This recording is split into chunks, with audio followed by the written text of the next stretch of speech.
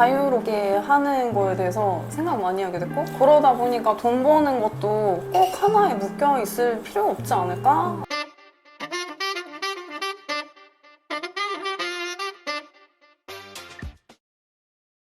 다독이 인터뷰, 오늘은 윤효진님을 모셨습니다. 안녕하세요, 효진님. 안녕하세요. 책을 읽으면 삶이 변한다, 돈을 많이 벌 수 있다, 부자가 된다 말들이 많은데 효진님이 실제로 책을 읽어보니까 어때요? 진짜 삶이 변해요? 저도 아직 체감은 하진 못했어요. 근데 책을 읽으면서 생각이 계속 하게 되고 거기에서 깨닫거나 그런 부분이 있으니까 내면이 변하는 거나 배우게 되거나 제 안이 정리가 되는 걸 느끼고, 시간이 지나면은 정말 SNS 상에서 말하는 것처럼 성공한다거나 삶이 진짜 긍정적으로 변한다거나 그렇게 될 것 같다라는 생각을 했었어요. 변화를 진행 중인 거네요. 네, 맞아요. 좀 기대되긴 해요. 촘촘히 쌓인다고 하잖아요. 맞아. 왜 나 얼마나 잘 되려고 이러나? 라고 지금 기다리는 중입니다.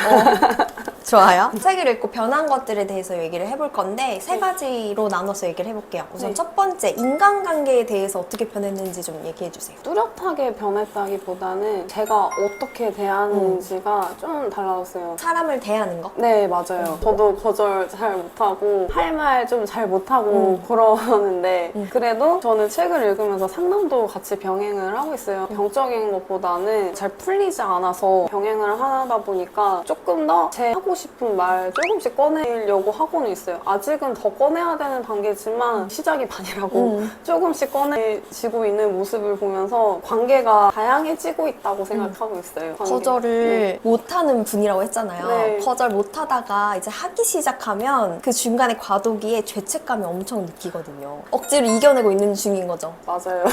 근데 그렇게 하면 나를 점점 지킬 수 있어요. 두 번째로, 세상을 바라보는 시선이 어떻게 바뀌었는지 얘기해볼까요? 저는 책을 읽으면서 시선을 좀 제 안쪽으로 좀 끌어오고 있는 중이라고 생각을 해요. 책 읽으면서 타인을 어떻게 대해야 되는지, 세상을 어떻게 봐야 되는지 그런 걸 찾으려고 했거든요. 점점 공부할수록요, 자기한테 질문을 하고 시선이 가야지 자기를 아는 만큼 세상이 보이더라고요. 아, 세상을 바라보는 것보다 나를 바라보는 시선이 좀 많이 달라졌다라는 생각이 들었었어요. 나를 바라보는 시선을 바꾸니까 세상도 다르게 보이는 거죠. 맞아요. 타인도 왜 저러는지 이제 이해가 되는 거죠. 나랑 비슷한 사람이 있는 거고 나랑 다른 사람이 있다라는 것도 보이기 시작하더라고요. 세 번째로, 책을 읽고 돈을 버는 관점에 대해서 바뀐 게 있어요. 제가 하고 있는 일은 아이들 돌보는 일을 하고 있어요. 근데 이번에 알리사님 책을 읽게 되면서 꼭 이렇게 한 곳에 머물면서 일을 하고 돈 버는 게 꼭 맞는 걸까? 라는 생각을 했는데, 그 와중에 알리사님도 만났고 또 SNS에 또 다른 자유롭게 일하는 형태가 있다라는 걸 알게 된 뒤로는 이 부분 좀 고민 되게 많이 하고 있어요. 한 자리에 머무는 거 꼭 정규직이어야 되나? 그런 생각보다는 자유롭게 일할 수 있잖아요. 요즘에 막 디지털 노마드 얘기 나오고 프리랜서도 할 수 있고 엔잡러 얘기도 나오고 있고요. 하나에 얽매이지 않고 자유롭게 하는 거에 대해서 생각 많이 하게 됐고, 그러다 보니까 돈 버는 것도 꼭 하나에 묶여 있을 필요 없지 않을까? 라는 생각까지 지금 하고 있어요.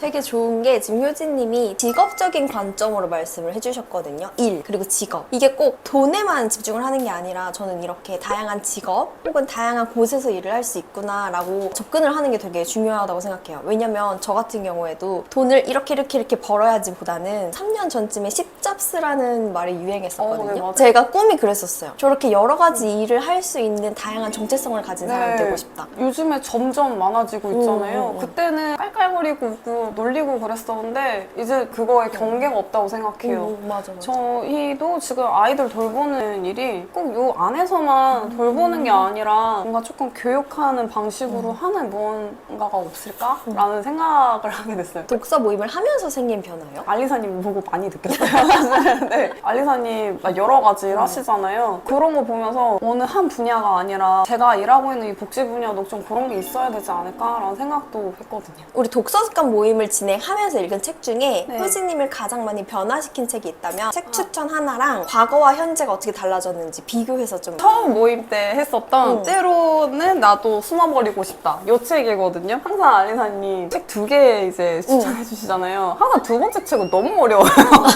저한테는 어려웠던 게 이 감정으로 깊이 또 들어가고 날 것을 마주하니까 제가 왜 뭔가 불편해하는지를 마주치게 되더라고요. 어렸을 때 트라우마가 뭐였었는지 찾게 돼서 그거를 적어보고 말로 해보고 하니까 뭔가 탁 하고 풀리는 감정이 있었거든요. 그 느낌 때문에 이 책이 기억에 많이 남았어요. 오늘 이렇게 인터뷰 오기 전에도 생각나서 읽는데 다시 읽으니까 또 새롭더라고요. 불편하지 않았어요? 다시 읽을 때? 불편한 게 있다는 건 제가 아직 뭔가가 풀리지 않았다는 거니까 그거에 좀 직시하는 힘이 생기고 있다고 생각하고 있어요. 감정을 직시하고 탁 시작이 됐다라고 했는데 가장 크게 바뀐 게 요거다. 한 줄로 얘기하면 어떻게 돼요? 나를 인정하게 됐다. 불편한 감정 느끼면 나쁘다고 생각하잖아요. 조금씩 자기 인정해 나가는 거 중요하다고 생각해요. 건강하게 내비치려면 어떻게 해야 될까 하면은 좀 더 열심히 하는 방향으로 바뀌게 되더라고요. 책을 읽으면서 소비 습관에도 변화가 생겼나요? 소비 패턴이 크게 바뀐 건 없지만 앞으로 책을 좀 많이 살 것 같다. 우리 모임에서 책을 읽는 동안 네. 효진님 머릿속에 가장 기억에 남는 문장이나 단어나 이런 게 있다면? 나다움 같이 이야기도 하고 공부도 하고 나를 찾고 그것 때문에 이 독서 모임 시작했었어요. 나다움에 끌려서? 네, 나를 찾는 저희 모임은 다들 스스로 자기 자신 찾아가고 있다고 생각해요. 효진님이 생각하는 나다움은 뭐예요? 흔들려도 결국에는 제 자리 지켜내고 꿋꿋이 책임다하는 그런 사람이고 싶고 되고 싶어요.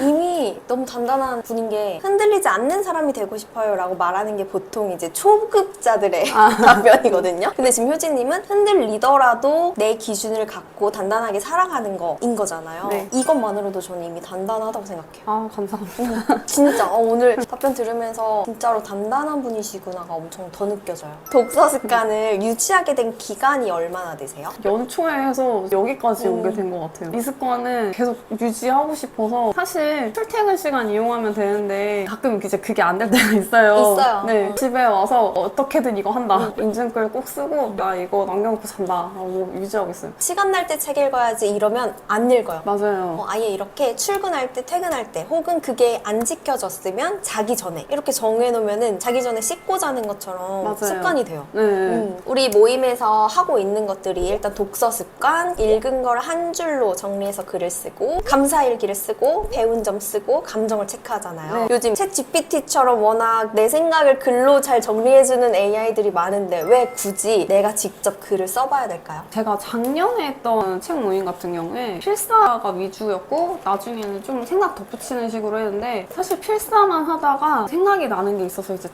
적었는데 적잖아요. 생각들이 쏟아져요. 그런 게 있다라는 걸 처음 그때 알았고 지금 여기에서 저희가 하는 인증글 같은 경우에는 생각을 막 쏟아낸 다음에 한 줄로 줄이는 과정을 거치면 명확해지는 게 본인이 알아요. 본인이 눈으로 보이고 손으로 또 쓰면서 그게 체화가 아닐까라는 생각이 들거든요. 약간 뇌과학적으로 그런 원리가 있더라고요. 원래 생각이 제일 얕은 거에서부터 점점점 깊은 걸로 내려간대요. 트라우마를 꺼내기 위해서는 얕은 거부터 계속 꺼내야 되는 거지. 너무 AI한테 의존하는 것보다는 얘를 활용해서 내 능력을 키우는 게 좋잖아. 맞아요. 감정 키워드를 맨날 체크하고 나니까 어떤 게 좀 좋아요? 내가 어떤 상황에 기분이 나쁘구나, 기분이 좋구나, 나를 알고 나를 달랠 줄 알게 되는 것 같아요. 감사일기를 우리가 맨날 적잖아요. 보통 처음 오신 분들 진짜 힘들어하거든요. 감사일기 적는 팁을 좀 준다면? 저도 기분이 들쑥날쑥한 날에는 적기가 너무 힘들어요. 진짜 조그만 거부터 시작을 해야 된다 하더라고요. 날씨가 너무 좋아서 잠깐 하고 피식하고 우는 순간이 있잖아요. 그런 순간 같은 거 그거부터 시작하면은 어렵지 않게 시작할 수 있을 것 같아요. 나 혼자 산다를 보는데 감사일기 쓰는 게 나오는 거예요. 에어컨이 있어서 감사하다 이렇게 썼나? 근데 거기 패널들이 다 웃는 거예요. 맞아요. 그게 저도- 감사할 일이야? 이러면서. 저도 그 부분 보고 왜 웃지? 맞아. 생각했어요. 충격이었어요. 저도요. 자, 그러면 이제 마지막 질문이에요. 미래에 이 영상을 보고 있을 효진님한테 한마디를 한다면? 이거 보고 있는 순간에도 책 열심히 읽고 있었으면 좋겠고 이 습관 계속 잘 유지해서 저도 이런 걸로 선한 영향력 줄 수 있었으면 좋겠다 이렇게 얘기하고 싶습니다. 근데 진짜 독서 습관을 유지하다 보면은 이거는 제가 실제로 느끼고 있잖아요. 많은 것들에서 변화가 생긴다는 걸. 하나에서 시작을 하면 다 연결돼서 선순환으로 변하더라고요. 분명히 효진님이 바라는 삶으로 한 3년 안에 무조건 다 바뀔 거예요. 와 감사합니다. 오늘 인터뷰 해주셔서 감사합니다. 네, 감사합니다. 감사합니다.